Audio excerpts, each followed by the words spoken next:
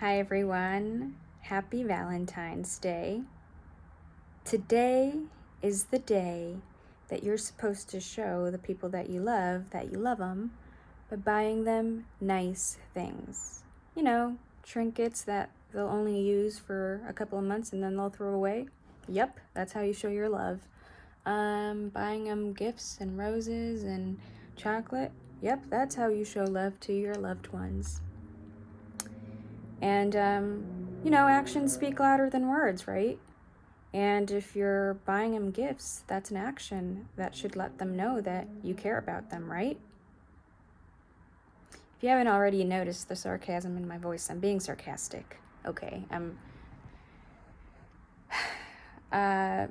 today is Valentine's Day, and it's the day that we are supposed to shower our significant other with things, because that's how we show our love, or at least that's how society views love, by showering your significant other with pretty things. But to me, that is not love. Because, first of all, if Valentine's Day was really focused on love, it wouldn't just be centered on the romantic kind of love, because there are different forms of love, right? There's, of course, the romantic kind of love, but there's also the familial love, the sibling kind of love, the agape, right? There's lust love, right? That's a temporary, sparky kind of love, but it's still a form of love. It's more of a love of the body kind of love. And so there are different forms of love. And if Valentine's Day was really focused on expressing love, or reminding us that love is everywhere and everything is love, the message would be very different. But of course, this holiday is very commercialized, and it's more focused on consumerism, of course. But gifts or actions do not really show your love to another person. They can be a part of love. They can arise, these gifts and these selfless actions can arise from a place of love and come naturally to you when you love someone. Like, you want to have them comfortable. You want them to be comfortable, and you want them to feel loved, and so you're going to wash the dishes for them, or you're going to make their life a little easier, but that comes naturally. That's not a chore. That's not something like, oh, I gotta wash the dishes today. Ugh. Sorry. I sometimes do wacky faces. It's a wanting to make the other person's life easier, and you love them, and you love them through their insecurities, and through their shortcomings and their flaws and everything that encompasses them. You love them for them. And that is a form of unconditional love, I would say. The unconditional acceptance of the other person. And by acceptance, I mean love. Like, you recognize the other person's spirit, the other person's existence, and you see that there is a fire that is burning within that person. I'm making it metaphorical, okay? But the metaphor of the flame that is burning inside of the other person, and the flame is the spirit, and you love the spirit, not really, you see through their body, and although you admire their body and love their body, you see right through that, and you see like the essence of who they are. And you love that, and you love their existence. So that would be a form of unconditional love, I would say. The reverence of someone's existence, the awe and the wonder that you feel, and the gratitude that you feel for the other person existing with you, for this perspective of consciousness, for it to exist is amazing, and you're grateful. And it's like this reverence, like thank you. And it may sound woo-woo, and yes, I'm getting into my belief systems a little bit, I'm sorry. So take what resonates. And if it's woo-woo to you, I totally understand. I'm probably a little crazy myself, so. But anyway, today, days like Valentine's Day are more focused on conditional forms of love, which is, oh, if you love me, you're going to show me that you have to buy me gifts and roses and cars and whatever. And like I said, sometimes that becomes a natural form of love that doesn't arise because you feel obligated to do it, but because it's natural. It just comes naturally to you to maybe gift your loved one with their favorite chocolate. You don't feel obligated to do it. You just want to give them a little bit of temporary joy. You know what I mean? A little bit of dopamine hit.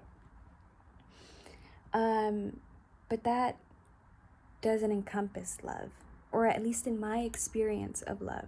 Okay, maybe in 10, 20 years, I'll think differently and be like, fuck love, it doesn't exist. Okay, you never know.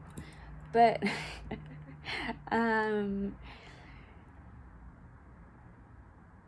what I've come to realize is that if society was serious about love, it wouldn't just celebrate the romantic kind of love, although it is important. And partnership, although not everybody chooses to have a partner, partnership in general is a very common thing. It's very common. And I'm not saying that not having a partner is uncommon. And I'm also not saying that partnership has to be romantic. Sometimes partnerships could be you're living with a friend, or you have a sister and you've partnered with them and they are your soulmate, and or your cousin. Or by soulmate, I don't want to sound all woo-woo and hippy-dippy here and all new agey language. I'm sorry for using the word soulmate, but it's more like you harmonize and you are able to be in the same wavelength as them, and they understand you and they have your back, and you feel like you can rely on this person through thick and thin when things get rough, and you feel like this person is there for you. And I guess that is what we seek. We seek that fulfillment, or that surety that we can rely on someone when things get rough, and when we have to go through some tough sledding in our lives, we have someone that is right behind the sled helping us navigate through the snow, you know? And so I got a bit on a tangent right there, but usually partnerships don't have to be like sexual. They can be, that can be, some people find those partnerships, but some people find a sister, or they have a friend that, like I said, you know you can rely on them, and you know they will be there for you through thick and thin. And a couple of people have, or not just a couple of people, some people have a lot of those connections, a lot of those partnerships where they feel supported and loved and good for them, but some people don't feel that. Some people don't feel like they have anybody that they can rely on when things get rough, or that would stick by them when things get rough. And what I have to say to those people is the following, and you may not be able to resonate with right now, but this is what I have found in my own experience, and maybe I'm wrong, but if you resonate with it and it helps you, then that's great. You are love. Okay? You are love.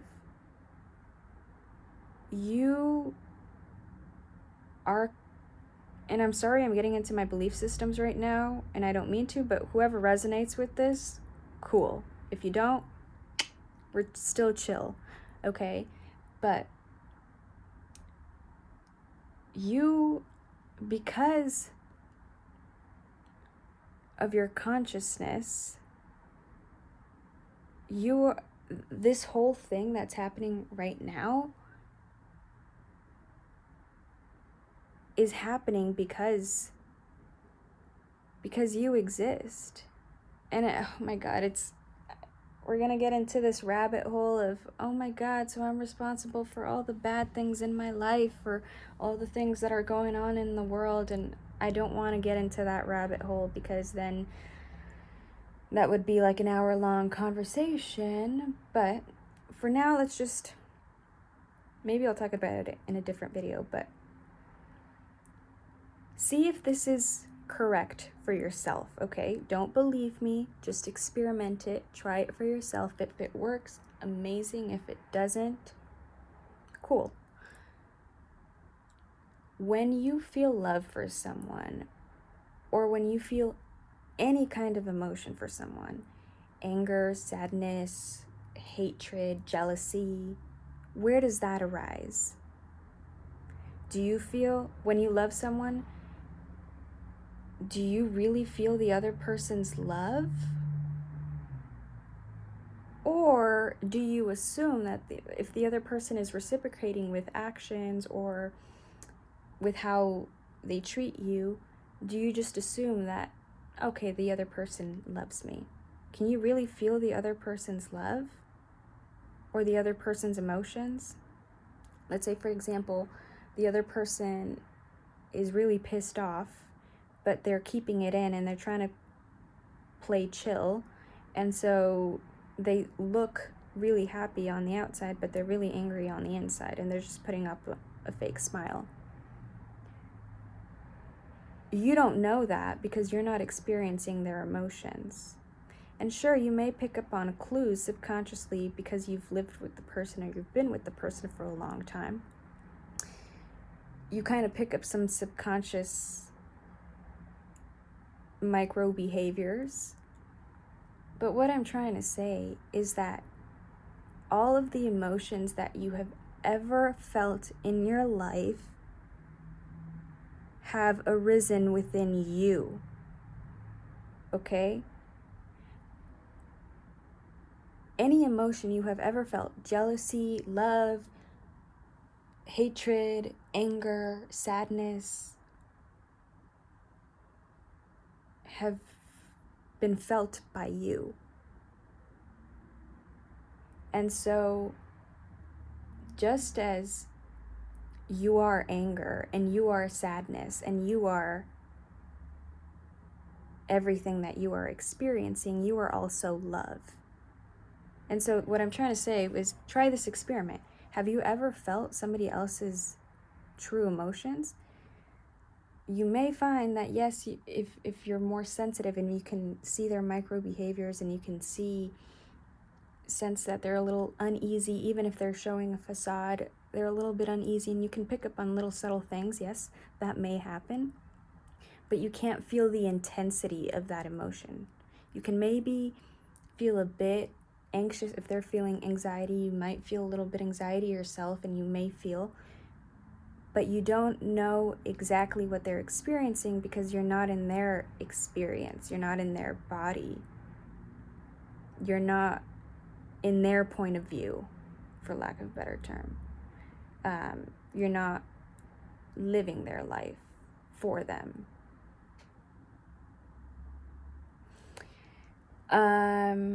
So to my lonely people out there, love is you.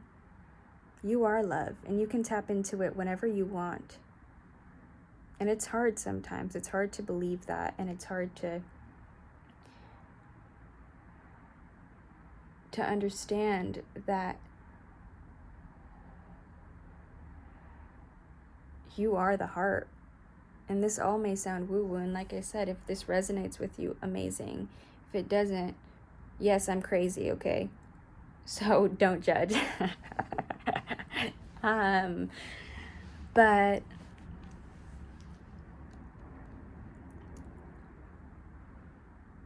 you are the experiencer in this experience, okay? So you're not the experience itself. You are the one experiencing this. It's like being in a soap opera, right? You're playing a role, and you're like, let's say you're, I don't know, the bad guy, and you're playing the bad guy role, and ding, ding, ding. But when cameras are out and lights are out, you're back to your normal self, who you are.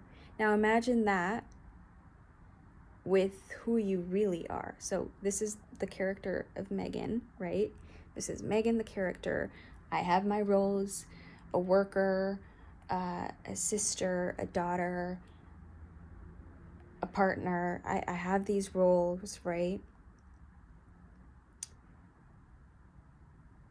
But who am I outside of this role? Who was I before I even existed? Before I even came to aliveness in the sense of being born as a human entity. And then you realize that this experience is part of the soap opera. And you can take a step back from it and realize that it's all just happening, and it's happening because you don't know why, but you're okay with it. Sorry for this tangent. And maybe I'm going on a ramble, and I really am, and I know I'm not making sense, and I'm sounding a little bit crazy. I know. But maybe somebody resonates with it, and if you don't, like I said, it's part of the human experience. You're supposed to experience things differently. You're not supposed to expect to feel the same way that the other person felt or the other person experienced, because it's your own adventure. This life of yours is choose your own adventure kind of life. You know, you get to choose how you want to live your life. And yes, there are circumstances in your life that you can't control, like if you're born with certain conditions, or you are born in a country that has a totalitarian society, or you're born in a family that has abusive tendencies. It might be difficult to break away from those cycles, but know that you may not be free from the body, but you can get free from the mind. Okay? You can get free from the mind. And I recommend everybody read Viktor Frankl's book, Man's Search for Meaning. He was a very famous, I think he was from Austria. He was Austria or Poland or Germany, but that doesn't matter, because he was a Jew who lived through the Holocaust, and then he was able to survive, and he contributed a lot to psychology and the psychotherapy world. And he said that the people that who were in those concentration camps, the people who were the most afflicted were not necessarily the ones that were doing the most work, because everybody was suffering there. It was the people that were able to free themselves from the body and free themselves from their mind and find bravery and courage within them to keep on going and keep trying to survive. And so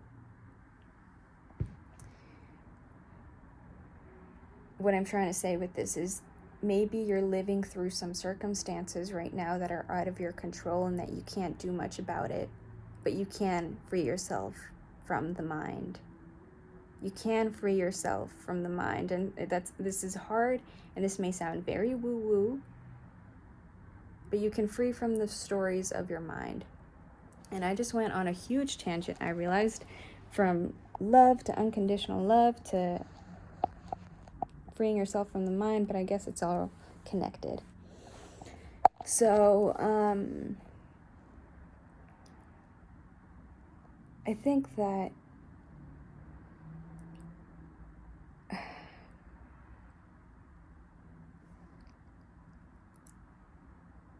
realizing that you are love, that you are the cause of all of this, that you are the experiencer and you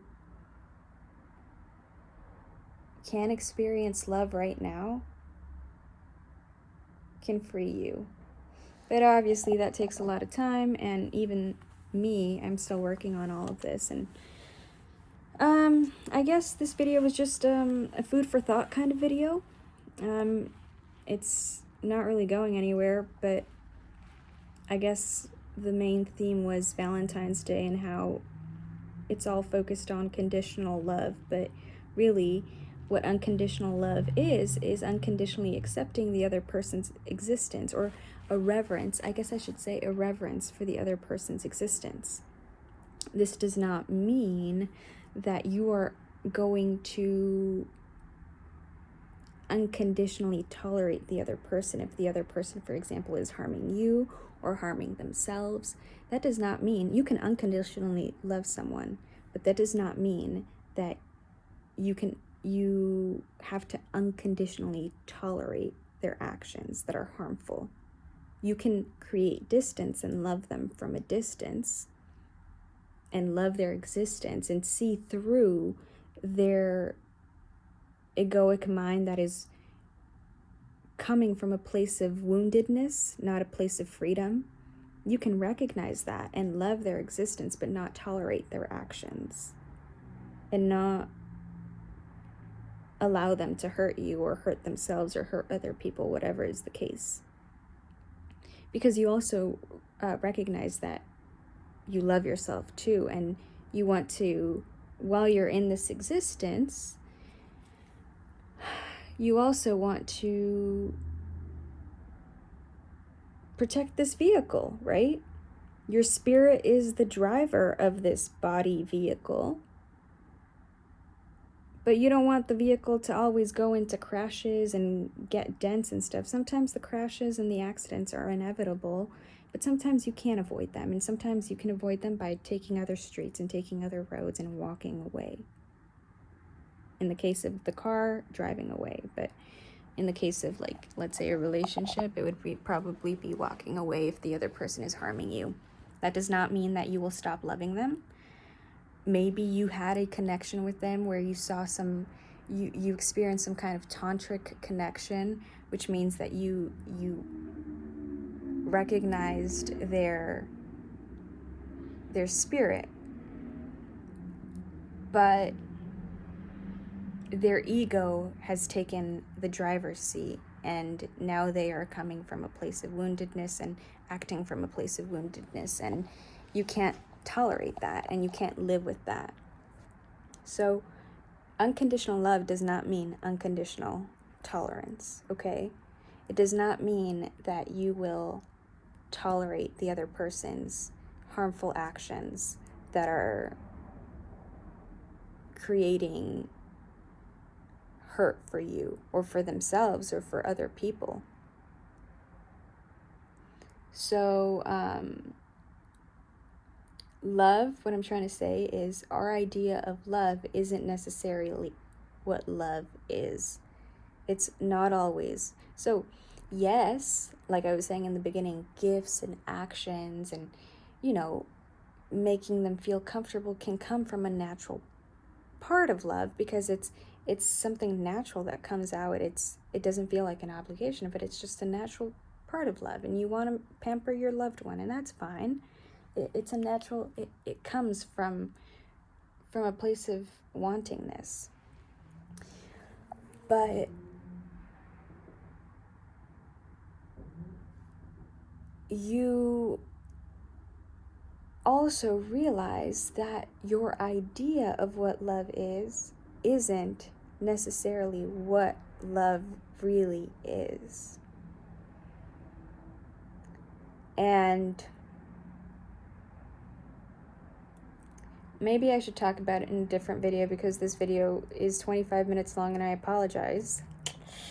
But I guess I sound woo-woo and a lot of people have probably checked out from this point. But I guess I'm making these videos for myself. But so hey, it doesn't matter. So, anyway, I guess what I'm trying to say is Valentine's Day is bullshit. So don't fall for the consumerism thing, okay? I hope you have a great day and a great life and a great journey, and that you have a lot of love in your life, realizing that you are love and you are the reason why love exists. So don't forget that. Peace and love, guys. Bye.